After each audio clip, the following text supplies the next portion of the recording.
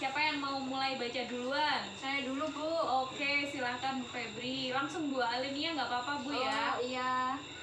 Nomor 1, dalam rangka merencanakan kembali usahanya, Ibu Lili pergi ke pasar tempat ia akan berjualan ikan nanti. Ibu Lili mengamati bahwa di pasar sudah banyak sekali orang yang menjual ikan segar. Sebagian besar pembelinya adalah ibu-ibu. Umumnya mereka membeli jenis ikan yang kecil. Yang nomor 2, kemudian Ibu Lili bertanya kepada beberapa pembeli ikan. Dari situ ia mengetahui bahwa mereka lebih suka ikan kecil karena mudah dimasak untuk keluarga dan harganya juga cukup murah. Namun demikian, sebagian besar dari mereka mengatakan bahwa mereka lebih suka membeli ikan matang agar tidak repot memasaknya. Sayangnya belum banyak orang yang menjual ikan matang. Udah, Bu. Ya, lanjut silakan Bu Yosi. Saya, Bu. Iya. Nomor berapa ya, Bu? Nomor 3 ya. Nomor 3. Ibu Lili juga mempelajari bahwa harga ikan yang banyak dibeli ibu-ibu tidak lebih dari 20.000 per kilonya. Untuk menarik pelanggan, sebagian penjual menjual ikan mereka setengah dari harga normal. Jika ikan-ikan tersebut belum laku pada jam 3 sore, sesampainya di rumah, Ibu Lili mendengar radio memberitakan bahwa ratusan ikan dalam tambak di dekat desanya sedang diserang jamur. Akibatnya banyak ikan mati dan tidak dapat dimakan. Sudah, Bu. Ya, lanjut Bu Astri ya. Setelah memikirkan seluruh informasi yang dikumpulkannya, Ibu Lili menyimpulkan bahwa menjual ikan segar akan sangat sulit karena sudah banyak orang yang melakukannya. Ibu Lili kemudian mengubah rencana usahanya menjadi berjualan ikan matang yang dimasaknya terlebih dahulu di rumah. Kebetulan ia sering membantu tetangganya memasak ikan untuk acara-acara pernikahan. Ia akan membeli ikan di pedagang di sore hari agar dapat harga yang murah. Sayangnya Ibu Lili tidak memiliki modal cukup banyak, sehingga ia hanya mampu membeli beberapa kilogram ikan dan membatasi variasi jenis makanan yang dijualnya setiap harinya. Sudah ya? Sudah, Bu. Iya. Nah, kenapa sih kita harus mencari informasi seperti Ibu Lili itu? Biar kita tuh bisa tahu, Bu, kalau ada umpamanya seperti tadi itu ikan tuh banyak yang kena jamur. Gitu ya. Ya. Jadi penting nggak sih mengumpulkan informasi itu? Penting, Bu, buat keluarga kita kan nantinya kalau umpamanya ada ikan yang kena jamur terus dimakan kita gimana? Jadi mengumpulkan informasi itu sangat berguna sekali ya ibu-ibu. Jadi di situ Ibu Lili itu mengetahui kekuatan, kelemahan, peluang dan ancaman dari ide usaha yang dimiliki oleh Ibu Lili. Ya, lanjut kita akan membaca flipchart 3A nomor 2 ya. Di situ ada mengembangkan dan menilai kelayakan usaha. Boleh bantu baca? Ya, Bu. Oke, silahkan. Mengembangkan dan menilai kelayakan usaha. Ada 2 bagian di sini mendukung usaha. Yang pertama, kekuatannya, apa saja kelebihan usaha kita dibanding usaha lain yang sejenis. Memiliki keterampilan memasak ikan balado, rasanya lebih lezat daripada masakan ibu lainnya. Kemudian peluangnya, apa saja yang ada di luar usaha kita namun dapat memberikan pengaruh positif. Peluangnya, ibu-ibu lebih suka membeli ikan matang, tapi belum banyak penjual ikan matang di pasar.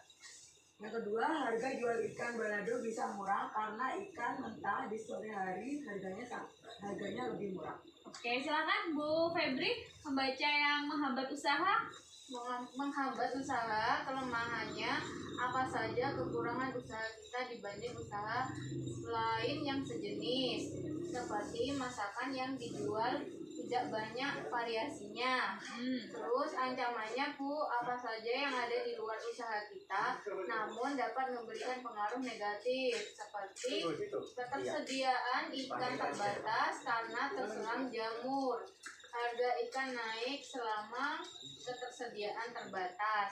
Nah, jadi seperti itu ya ibu-ibu. Setiap ide usaha itu pasti ada kelemahan dan ancamannya. Jadi kita harus mengetahui nih cara mengatasi kelemahan dan ancaman dalam memulai usaha. Seperti contohnya yang dialami Ibu Lili nih ya. Kelemahannya di sini apa Bu? Itu Ibu Lili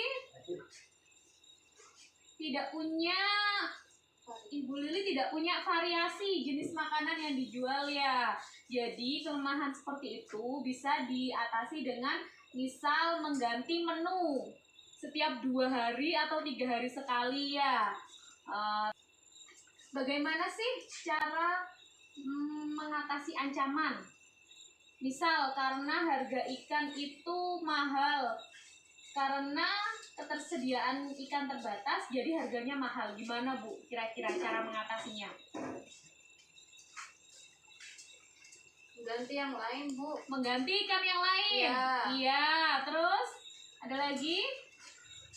Tapi masa ikannya itu saja Bu, sedangkan kita kan butuh seperti ikan itu ya, ikan yang mentah kan butuh juga Bu. Iya, itu kan tadi Bu Lili sudah ke pasar ya. Ya. Banyak ibu-ibu yang pengen belinya ikan yang matang, tapi masih sedikit. Kenapa Ibu Lili akhirnya memutuskan untuk menjual ikan yang matang? Karena masih sedikit penjualnya seperti itu.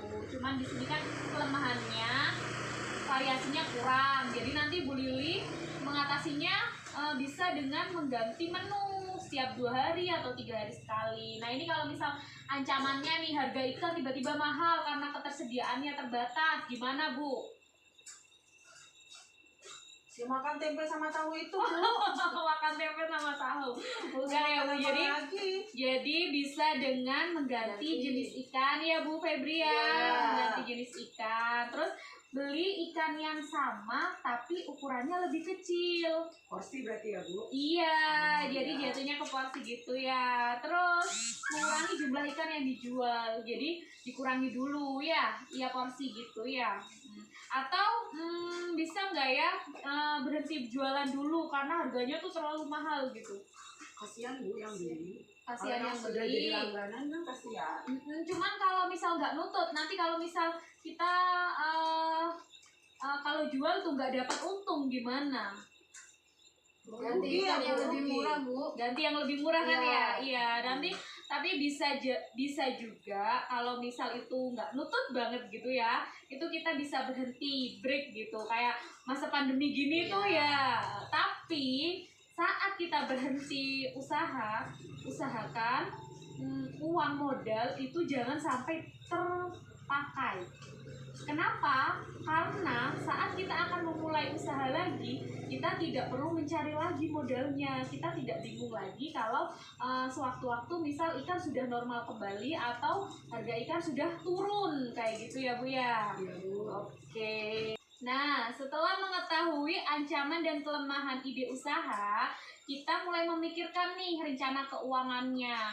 Apakah usaha tersebut nanti akan menambah pendapatan kita atau tidak? Seperti itu ya ibu-ibu. Ya.